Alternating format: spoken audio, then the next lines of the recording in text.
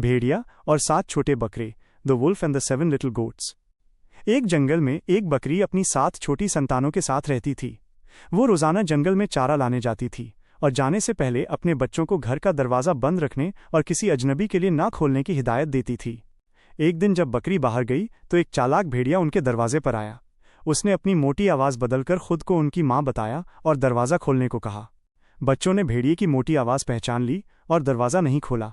भेड़िया वहां से चला गया और अपनी आवाज पतली करने के लिए कुछ खाकर वापस आया।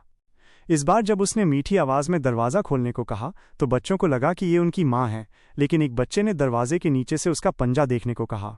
भेड़िए ने आटा लगाकर अपने पंजे को सफेद कर लिया। जब बच्चों ने सफेद पंजा देखा और मीठी आवाज सुनी तो वे धोखे में आ गए और उन्होंने दरवाजा खोल दिया।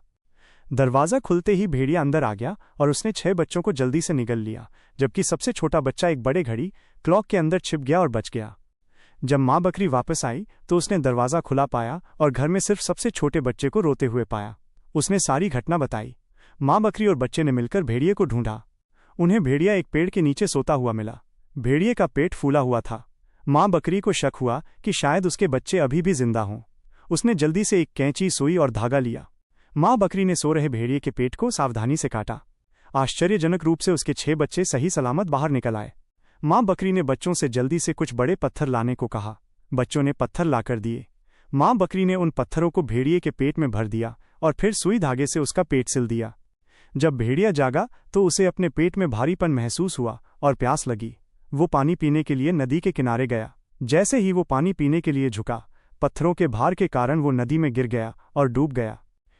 कहानी से शिक्षा, मॉरल ऑफ द स्टोरी।